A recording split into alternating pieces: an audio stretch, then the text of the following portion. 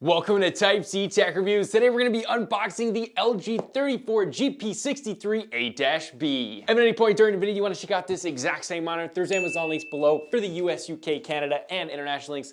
Let's get this thing unboxed. Kind of an interesting launch. This is a 34-inch ultrawide from LG, and it's not an IPS panel, this is a VA panel. Now, this was a very strange, soft launch that just came about, I think around December. It was just out there. They didn't put out any press. No one really knew about the monitor. It just showed up one day. I don't know if this was possibly an international monitor and then they brought it to North America. I'm not sure, but it's at an actually surprisingly competitive price point, which is really cool, around 400 bucks. And that's not on sale, so that's very cool. That puts it in direct competition with my most recommended 34-inch ultrawide, which is from Dell. But let's see how this one is. In the box, you've got your manual and you've actually got your calibration report, which is really, really cool. You can see your gamma there, your color temperature, your delta E. This is typically really good. Usually LG has the best color calibration for gaming monitors in the industry, at least from all the monitors that I've tested. All right, so inside of here, we have the power cable. And this is something I never really like about LG monitors, but it's kind of one of those things that, well, that's what you get when you get an LG monitor. It's got a nice longer cable, but it's always got these power bricks. They don't use internal power supplies. That's all LG monitors, but not a super big con if the display is gonna be really good. Got a display port cable, which is nice. And then in here, we've got the stand, which is the last generation stand, same as the GP83A-B, which is the IPS, the bigger brother to this monitor, which is actually still my current monitor that I'm using today. It just is way too good for the money. That one retails for about $800, so this is, well, half, if not on sale. But this is the exact same fully premium stand, very nice. If you guys have any knowledge of LG stands, this is their most premium stand before, so that's nice. Then we're gonna lift this up, and we're gonna get the other side of the stand right in here. This is actually very strange opening this up because I remember opening these up all the time last year or the end of last year. This is almost like reminiscent for me. All right, so this is their high quality lock-in stand. Cable management is never the best here, but that's really the only con. Very high quality, it looks nice. Height adjustability, tilt, not a massive amount of adjustability here, but you do get the quality. Those just fit together nicely. And then you screw them in with two high quality thumb screws. These things are tight and high quality, which is super nice. But yeah, in my experience with the 34-inch ultrawide, you really only do need height and tilt. Swivel sometimes is nice to have, but this does not have that. And I don't believe it has any rotation except probably a small amount just to level it. This is, I've probably had 10 monitors with this stand. It's tried and true, and it's stable. All right, let's take the panel out. Classic LG packaging. We're gonna put it on its side here. It is a curved monitor, and the back here is fairly minimal. It almost looks like their work style monitors. As you can see, it does have that UltraGear logo up there, which is cool. But the rest of it looks just like more of their almost like a work style, like a productivity monitor. All right, so to get this set up, we're literally just gonna line the tops up right there, line those up, and then just go like that, and you're good to go. All right, let's lift this up and set it on the desk. All right, so like I said, for adjustability, you're gonna have tilt, and you're going to have height adjustability. Now the benefit here is this thing is really stable. It does wiggle side to side a little bit, but as far as up and down, this feels really, really solid and stable. Now again, no swivel here. You do get small amounts, as you can see, a very small amount of rotation just to level it on your desk. Let's come over to the ports here. We got one display port, two HDMIs, a 3.5mm audio out, and that is it. No other ports, you don't get any USBs. The Dell did give you some USBs, but, well, if this panel's better, I think it's worth it overall. But it's gonna be tough to beat that Dell. We'll see how they do, especially with ghosting. That's the main point. Let's check out the front of this and see how it looks. Now the front of this has a little bit of plastic right there. We're gonna take that off.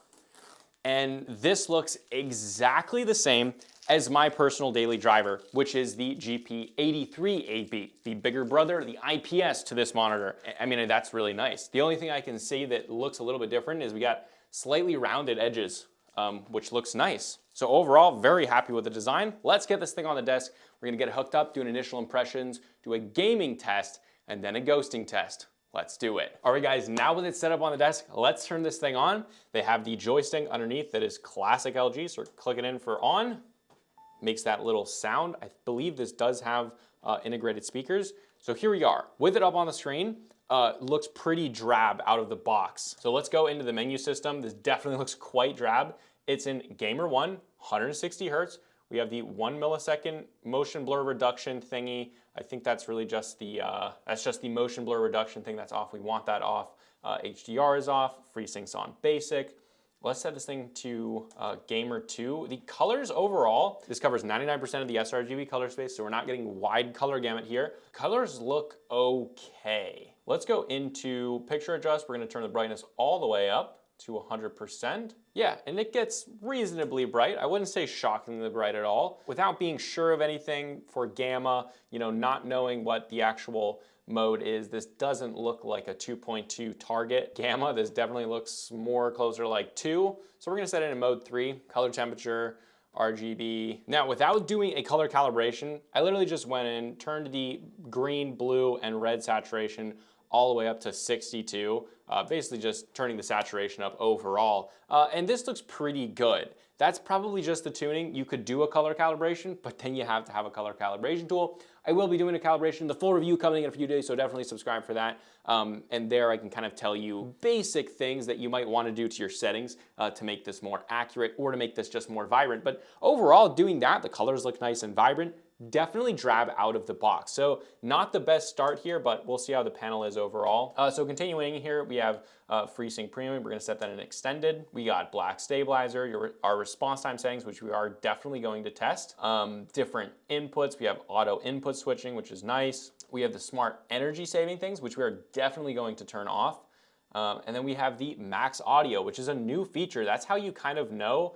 They've been putting this on a lot of different monitors recently. That's how you know that this is a newer monitor with the old style stuff. They're probably just trying to get rid of these stands, and that's why they're reusing them. It's cheaper for them. They've been in production a while. So a lot of cool things here. We're gonna go into NVIDIA control panel, see if the thing can output 10 bits of color. Not really expecting it to. You can see 3440 by 1440p. This is at 160 hertz, which is its match refresh rate. And yes, it's outputting 8 bits of color. It cannot output 10 bits of color. However, we can see while Xbox is loading in, the blacks are much deeper than an IPS panel, so that is the benefit that you do get here with a VA panel. The viewing angles are actually not too bad. Pretty much normal, as good as the Dell S3422DWG, which has historically been my most recommended VA panel. I won't be able to say if this one's more or less recommended than that one until I do the full review and go in depth with testing, but let's hop in game, see how this thing does. Yeah, so on a loading screen like this, the blacks are nice and deep, which we can't really take full advantage of with these lights on. But the other thing is this does have speakers, which we're gonna test out in the gaming. So let's hop in game. All right guys, so hopping right in game. First impressions, not super bright, but we do have those nice deeper blacks, which is definitely nice, but not super bright. However, it would be interesting to see how the HDR performance is. So far as ghosting, let's see here. Yeah, we're definitely getting some smearing, for sure. We're definitely getting smearing. I don't know if it'll come up on there, but yeah, there's absolutely some smearing, but we haven't changed the response time settings. The nice thing is, it feels very nice and fast. The input lag feels very, very, very quick, especially for only 160 hertz.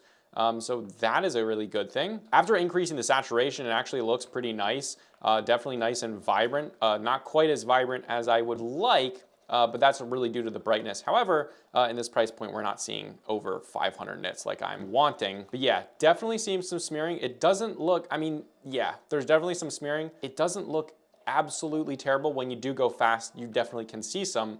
However, I don't think it would stop me from enjoying the game, but especially in sections when we go against the white, it's quite easy to see the smearing, but it's not crazy intense. So, you know, we're really going to have to see in the ghosting test. That's what's really gonna solidify my opinion here, as well as seeing the HDR performance. That's definitely something that, you know, if the HDR performance is good on this and you're like, maybe I'm in a brighter room and I need more brightness, switch it into HDR. If it's good, that could be something that could solve the issues with this, which would be pretty cool. Yeah, I mean, it's definitely fast enough to do some competitive gaming on for sure. I mean, that is nice and bright, but it's not crazy bright. Yeah, I mean, gaming on this is definitely nice. There is some smearing, but again, it's not unplayable at all. And it's definitely better than quite a few, I can tell you that right away. But overall right now, it's pretty close with the Dell S3422DWG.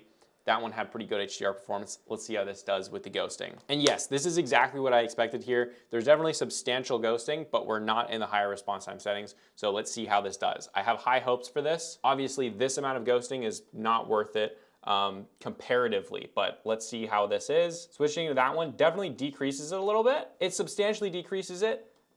Is it enough to compete with the Dell S3422DWG? You know, I don't know. We're going to have to see how the HDR performance is on this, and I can't really remember exactly what the color gamut was on the Dell. However, right now from seeing that, I wish it would have gone a little bit lower. It looks like they have the ability to tune this better, so that's a little strange there.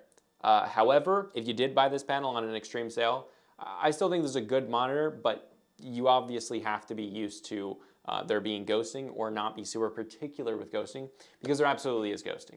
There absolutely is ghosting, and it's not quite as good as the S3422DWG, which was tuned incredibly well. So as of right now, I definitely recommend the Dell S3422DWG. So looking at this right now, the Dell is priced at $429.99. This one is priced at $479.99. If you don't mind ghosting and you want to save some money right now, I mean, you can definitely do that. There is significantly more ghosting than the Dell. However, well, that is a difference in price right there. However, full review coming. If you want to check out either this one or the Dell, there's Amazon links below for the US, UK, Canada, and international links. And if you want to check out my Dell S3422DWG review, it'll be somewhere in one of these corners right here. You can check it out. I did it quite a while ago.